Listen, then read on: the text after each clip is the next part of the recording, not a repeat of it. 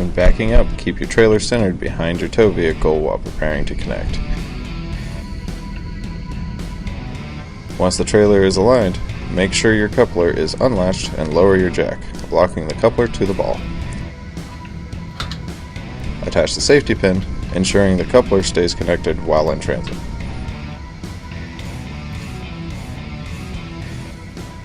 Run your breakaway cable to your vehicle and feed it through the safety pin.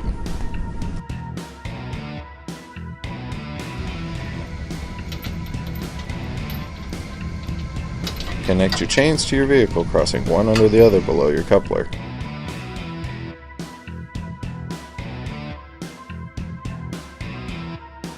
Then connect your wiring and you're good to tow.